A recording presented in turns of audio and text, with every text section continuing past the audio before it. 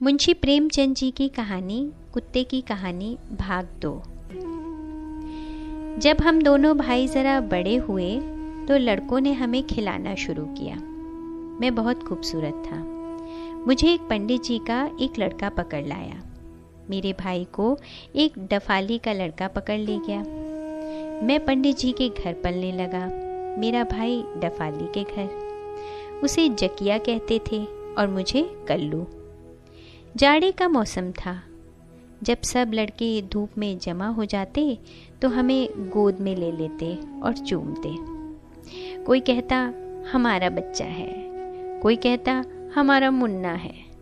कोई लड़का एक कान पकड़कर उठाता और कहता देखो भाई चोर है या स्याह। जब तक कान दर्द ना करते मैं ना बोलता, बस सब कहने लगे फेंको फेंको चोर है। मगर जब कान दुखने लगता तो मैं चिल्ला उठता तो सब कहते सहा सहा और हंस पड़ते। प्रायः ये खेल सैकड़ों बार होता। कोई हमारे अगले पैरों को उठाकर कहता मुरा मुन्ना 2 पैर से चलता है। यूं चलाए जाने से हमारे पैर दर्द करने लगते, पर करते क्या। कभी छोटे बड़े लड़के छोटे बच्चों को मेरी पीठ पर बिठा कर कहते मेरा लल्लू हाथी पर बैठा है। भला मैं उन लड़कों का बोझ क्या उठाता। जब चिल्लाने लगता तो जान बचती। कोई कोई लड़के तो मेरे गले में रस्सी बांधकर दौड़ाते। भला मैं उनके बराबर कैसे दौड़ता, लेकिन वे अपनी धुन में मुझे घसीटते हुए ले जाते थे। इससे सारा बदन दुखने लगता था, मगर मुझ गरीब का वहाँ कौन मददगार बैठा था। कभी कभी लड़के मुझे पास वाले गड्ढे में डाल देते थे और मेरी तैराकी का तमाशा देखते। जब मैं बाहर निकलने के लिए छटपटाने लगता तो लड़के हंस हंस कर कहते देखो कल्लू कैसे तैरता है। उस समय मैं डूबने डूबने को हो जाता था। पाँव जोर जोर से चलाता हुआ किसी तरह किनारे आ जाता और मारे ठंड के कांपने लगता। जब धूप से देह में कुछ गर्मी आती तो कोई शैतान लड़का बोल उठता अब की मेरी बारी है। सुनते ही मेरी जान सी निकल जाती, मगर भाग कर जाता कहाँ। कोई फिर पानी में डाल देता। क्या बतलाऊं कि उस समय कितना गुस्सा आता। बार बार यही जी में आता था कि कोई इन दुष्टों को भी इसी तरह डुबकियां देता तो इनकी आंखें खुलती।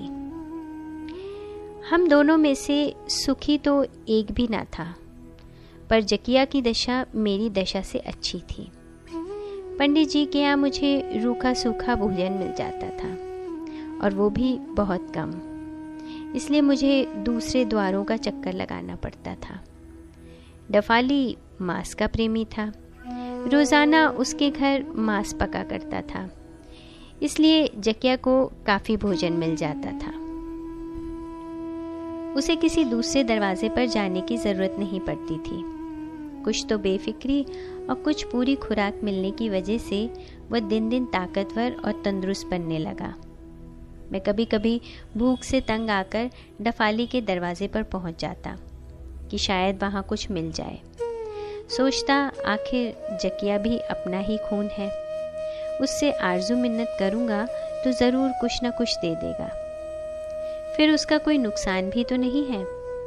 मैं उसके खाने में हिस्सा नहीं लेना चाहता था, केवल उसकी जूठन चाहता था। पर वो मेरी परछाई देखते ही गुर्राकर मुझ पर ऐसा झपटता जैसे मैं उसका दुश्मन हूँ। वो था मुझसे ताकतवर, इसलिए मैं उसका सामना ना कर सकता था। वो दांतों से मुझे खूब काटता और नीचे गिराकर पंजों से खसूटता। जब मैं ज़ोर से चिल्लाने लगता और पूंछ सिकोड़ लेता तब कहीं जान बचती थी। उठकर ज्यों ही भागना चाहता कि डफाली कह उठता पंडित का भग्गू कुत्ता। वो भागा वो भागा। इस पर मुझे बहुत ग्लानि होती थी। मैं फिर जाकर जकिया से उलझ पड़ता और इतनी मुस्तैदी देखकर देखने वाले कहते वाह कल्लू वाह शाबाश। इससे तबीयत और भड़क जाती और भी जोर लगाता। लेकिन आखिर मुझे भागना ही पड़ता था। तब सब तालियां बजाकर मुझ पर हंसने लगते। जोश ठंडा होने पर देखता तो लहूलुहान हो गया हूँ। महीनों में जाकर कहीं घाव अच्छे होते थे।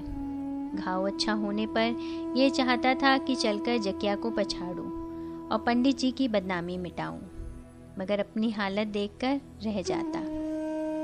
एक दिन मैं जान पर खेलकर जकिया से उलझ पड़ा। वो भी पूरे जोश के साथ मुझसे लड़ने लगा।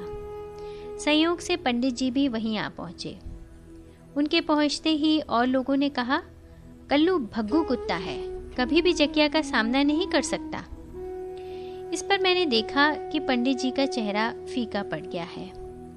तब तो मैंने निश्चय कर लिया कि आज चाहे जान रहे या जाए, मगर जकिया को जरूर पछाड़ूंगा। कुछ ऐसे जीवट से लड़ा और ऐसे दांव पेच खेला कि बच्चे जकिया को छठी का दूध याद आ गया। देखने वाले कहने लगे कि भाई आज तो कल्लू ने कमाल कर दिया। ठीक है, मालिक को देखकर उसकी छाती बढ़ती है। जकिया डफाली को देख देख कर ही इसे रोज पछाड़ता था। आज पंडित जी को देखकर कल्लू ने नीचा दिखाया। मैंने देखा पंडित जी का चेहरा उस समय खिल उठा था, मानो मैंने उनकी लज्जा रख ली। अब उन्होंने मेरी खुराक कुछ बढ़ा दी। उधर जकिया पर डफाली और भी तवज्जो देने लगा। एक दिन की बात है कि माताजी डफाली के दरवाजे पर पहुंच गई। उस समय जकिया वहां मौजूद ना था। डफाली ने माताजी की दीन दशा देखकर एक टुकड़ा फेंक दिया। जो ही माताजी टुकड़ा उठाने को आगे बढ़ी तो जकिया पहुंच गया और माताजी पर ही टूट पड़ा। संयोग से वहीं मैं भी पहुंच गया। फिर क्या था, जकिया से जान बचाकर माताजी मुझसे भिड़ गई। मैं तो उन पर वार नहीं करना चाहता था, लेकिन वो पूरी ताकत से मुझ पर ही वार करने लगी। उस समय मुझे बड़ी हंसी आई। पेट भी क्या चीज़ है, इसके लिए लोग अपने पराये को भूल जाते हैं, नहीं तो अपनी सगी माता और अपना सगा भाई क्यों दुश्मन हो जाते। ये तो हम जानवरों की बातें हैं, मनुष्यों की ईश्वर जाने। मुंशी प्रेमचंद जी की कहानी कुत्ते की कहानी भाग 2। कथावाचक निधि सहगल।